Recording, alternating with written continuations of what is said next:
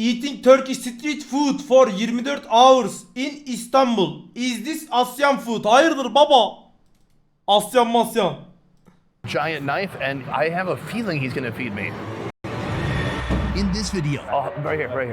I'll attempt to eat nothing but Turkish street food for 24 hours.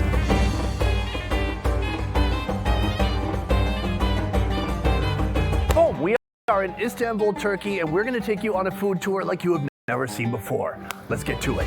Istanbul, the only major city that divides two continents, with Europe to the west and Asia to the east. This metropolis of 15 million is a melting pot for all the absolute best street food in the country. So let's get started. Kellede yemiş bak. Buyurun, sıcak simit yeni geldi. Buyurun, kahvaltı simidi buyurun. Baba simit de en çok bak. Normal düz simiti de seviyorum. Ankara simiti de güzel olur. Bir de tereyağlı simit, ama en sevdiğim, küçükken sucuklu simit yerdik. Bizim burada Cumhuriyet diye bir yer var. Sucuklu simit. Baba. Böyle bir şey yok. Sabah Kadircan'la 2'şer tane sucuklu simit, bir de portakal suyu alıyorduk hazır onlardan. Onu içip bir yiyordum var ya, oradan sonra Warband. Her pazar günüm böyle geçiyordu. Pazar günleri babamın bize hediyesiydi. Sabah sucuklu simit. 2 tane o, bir de portakal suyu, sonra Mountain Blade Warband'da geceye kadar sunucuda savaş. Aşırı güzel oluyordu. This is simit. It's Peynir, evet, simitin içinde sucuk oluyor. Hayır arkadaşlar. Normal dikdörtgen simit, içinde sucuk. Kuru simit de çok severim. Bir de yanına krem peynir olacak. the most ubiquitous street food in the city. Eat it for a snack or grab one for breakfast. Simit is a chewy, ring-shaped bread covered with sesame seeds. Sesame seeds give it a Ne gevreği oğlum, simit kardeş. ton of flavor because they're so toasted. Street bread is great, but I'm looking for something a little more substantial.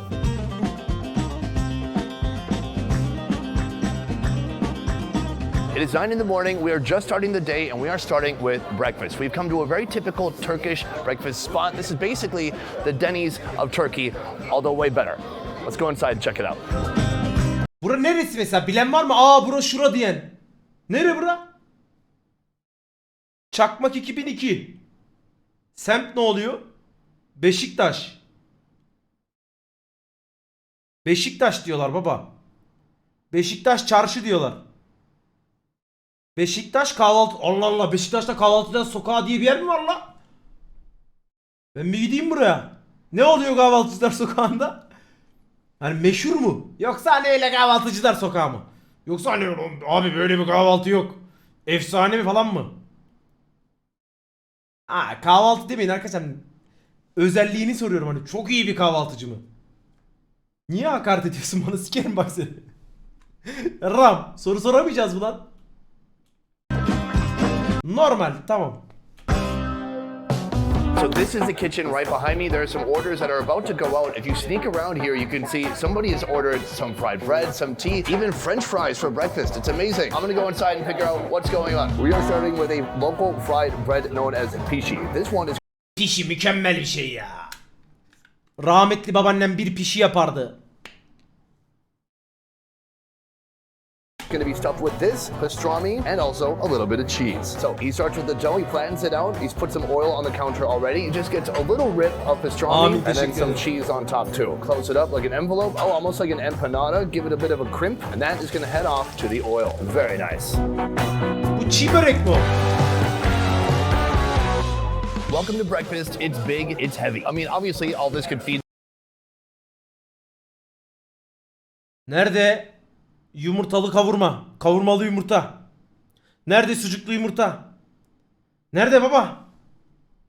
probably enough for 3 to 4 people. Let's do a quick tour of the table. First of all, right here we have the minimum. We have feta cheese, some cheese I don't know, and then another cheese that I don't know. I'm gonna have some bread, and then right here we have a beautiful tomato paste. Olives for breakfast. Mixed salad. This is clotted cream with honey on. Bu iyi gider ha. On top, we have pişi. This is a fried bread with cheese and pastrami inside. I'm just gonna rip it right open and we're gonna see the cheese oozing, melting, and then he put a pretty conservative amount of pastrami on there. That is the money Yenir baba. Pastayı 5 kişiye böyle gidip şey valla. Yenir baba. bite right there. I'm gonna go for it. delicious. The pastrami is like a little bit dry, super oily. This to me is a very heavy breakfast. I love this, but I don't know, I could eat half of these. How does a country Bana with people sadece bir eating tane- this stay productive? It's probably no different than Americans eating Bana donuts. sadece but bir if tane I eat this poğaça for ver, ben breakfast, onunla da about 2 doyarım hours later, baba. I'd be sleeping in my cubicle under the desk. Next Ama sanki paran yok. Ne alaka ya? Brother, what you talking about? Ne alaka şu an parayla kahvaltıda yemeğin yiyip yenmeyeceği?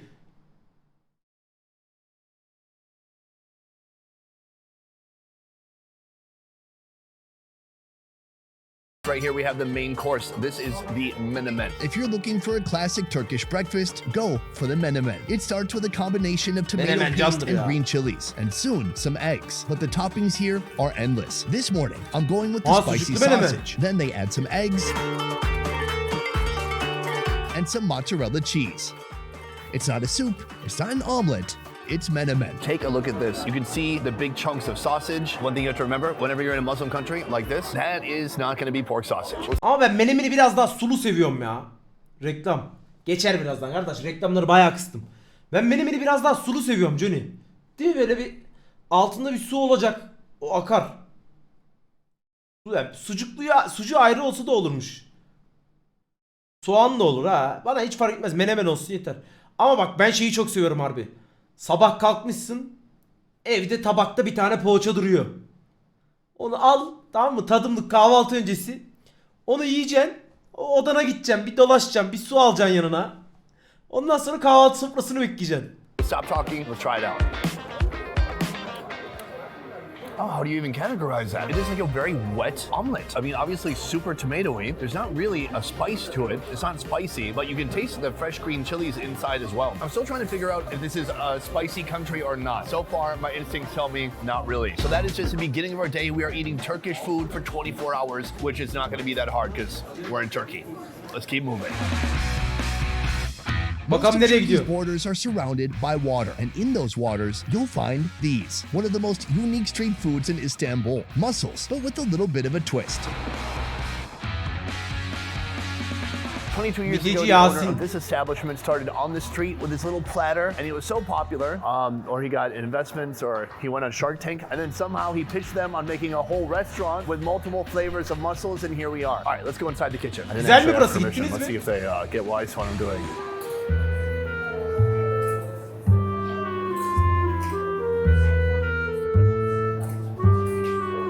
Haha, funny man. No reaction so far. Boom. And now I work here. So right here, I've ordered some of the spicy mussels. He puts it in the steamer. Once those are hot, they're gonna come right out. All right, just like that. And right now, you can see he opens up each one and he puts it on the plate Bu for us. soslu And you la. can just eat it right out of the Acı shell soslu like mu? a spoon. They also have some more modern mussel dishes right here. Fried mussels on a stick. I'm gonna try that out too. So right here, we Ben- have 3 different courses and Ben şunu sevmiyorum ya. Küçükken okulun şeyinde getirmişlerdi. Okulların böyle stand açılan bir şey oluyor ya, orada getirmişlerdi, midem bulanmıştı. Ben böyle seviyorum. I don't know. If you're a pirate in the 1700s, this is another course you might want to. So we have fried mussels and then Kermes, two others right kermes. here. I want to stick with the fried ones immediately because they're hot and crispy and I don't want them to cool down and get soggy or anything like that. I feel like this is something you would see at the Minnesota State Fair. It's on a stick, it's fried, but with Aynen. it comes a very unique and interesting sauce. A sauce full of breadcrumbs, garlic, vinegar, salt, and walnuts. Try it out.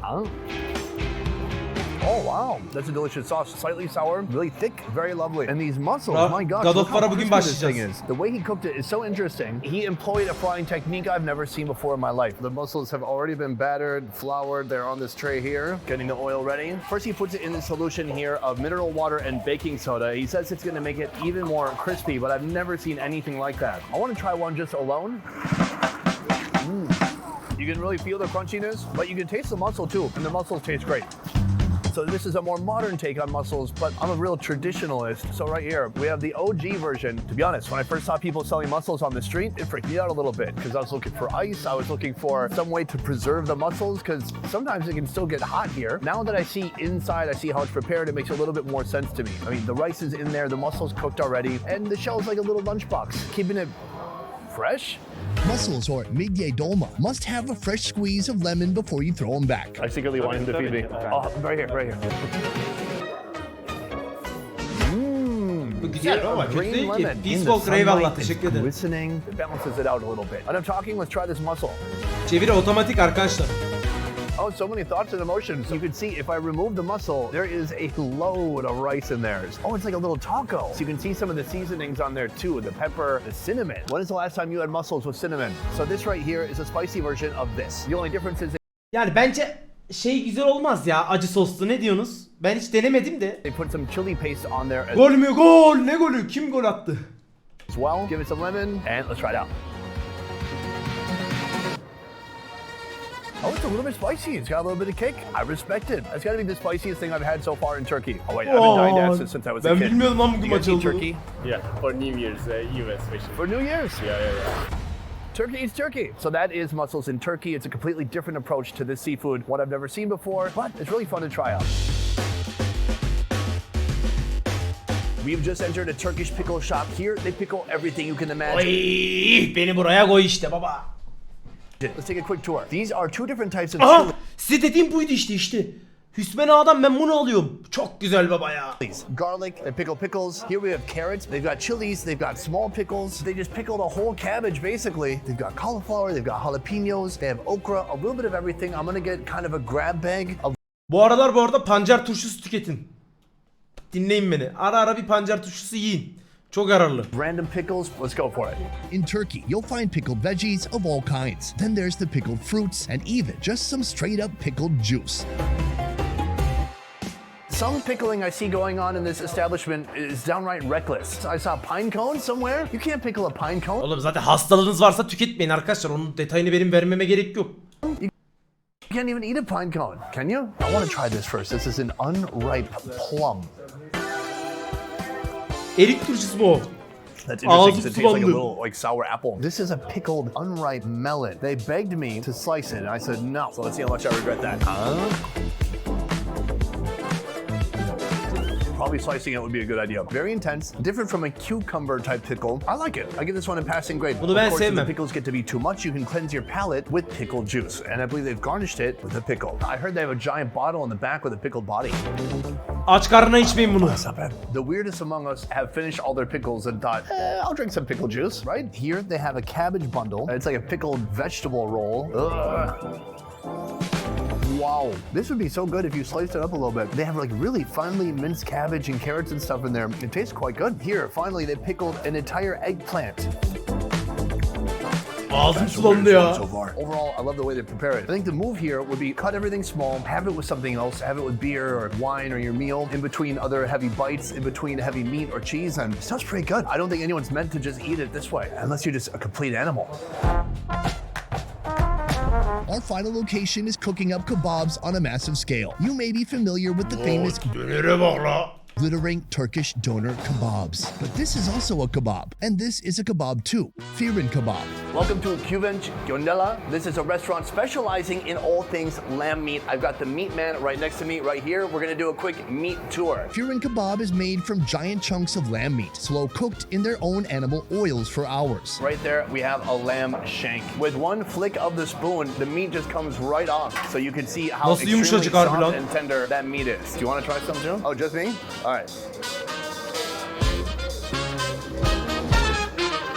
Oh my love, it's so oily, so rich, juicy, and decadent, incredibly soft, gentle lamb flavor. We are gonna order this, but we're gonna order a few different meat selections and then see how they prepare it. This looks like a lamb neck right here. We've got the shoulder. Oh, he has to stop after this. I could not possibly eat this in a week. This is so Vallahi güzel duruyor arkadaşlar. much meat. He just gives a thumbs up. He's like, yeah, take it. You came to the wrong place if you're not hungry. Next, the plate is covered with a thin layer of dough before heading straight to the oven. Gulu gulu gulu gulu gulu gulu gulu gulu. Time has passed, and this is complete. Next, this is what I call a long Turkish pizza. It takes a lot of skill to not tear this, to not put a hole into the dough itself. Next comes a big heaping mound of chopped lamb, tomato, green pepper, parsley, just a plethora of ingredients inside. He says to the baker, good luck. So he puts it to the very tippy tip of this giant wooden oar. Bu şey değil mi? Bıçak arası mı diyorlar buna? Etli ekmek bıçak arası mı? Used to propel a ship. Right now it's being used to cook pizza. Traditionally it's just going to be made with meat, but here you can see one that's just been made with delicious, gooey, bubbling cheese. All right, ours is about to come out in one moment. Boom, look at that. Pideyi çok seviyorum ya. thing. That Pideyi is harbi seviyorum. massive. Chef, thank you. Amazing. So we've just received our first course right here, about 3 feet of food. I like to measure my food in feet. It looks like we have some fried chilies, some lemon, that meat sauce on top, and then some cilantro too, I believe. They have chopped it up to make it much easier to eat. I should have kept it in one piece, but I forgot to let them know. It is Eti yedi yemeği yeri koymadım ya. super thin, and that meat has really just kind of been embedded into the dough. It's surprisingly soft in the middle and kind of crunchy on the edges. You can see how it's cooked underneath. Edges are a little bit more brown. They said you can do cheese or meat. but Bafra'dan not seyahat, both. I mean, they ulan. would do both for me, but traditionally Bafra people would pidesi, have en one or iyisi. the other. Let's go for it. Bafra pidesi harbi. Half doughy, half crackery, a hint of lamb flavor, tons of spices. I love how juicy it is. That's our warm-up, that's our appetizer. I'm ready for that main course. Let's bring it down.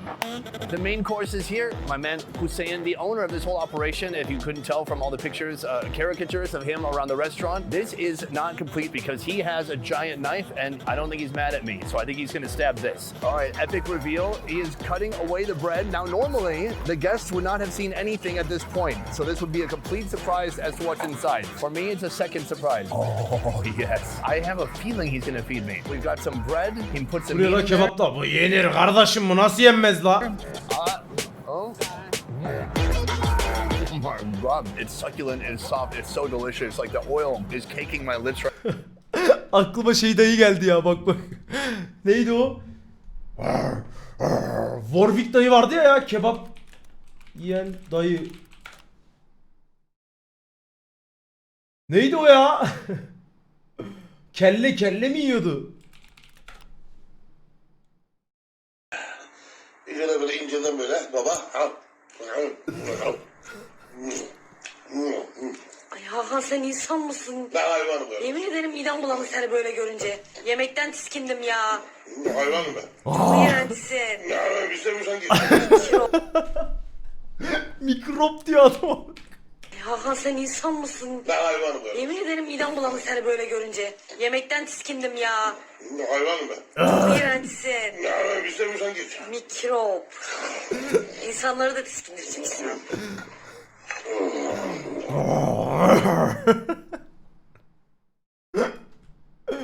Bir de şey bak. El Salvador. Meksiko. Bak samimiyetimle söylüyorum, gecenin 3'ü sizler için baba soğan kırıyorum. Babaya bakıştık, saygı, sevgi, sadakat. Bir de öpücük. Babayı kırdık arkadaşlar. Şöyle tadına bakalım babanın.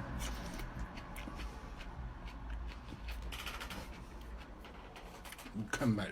Mükemmel. Şimdi biberin tadına bakalım. Zehirdir ha. Meksiko. El Salvador. Meksiko, El Salvador.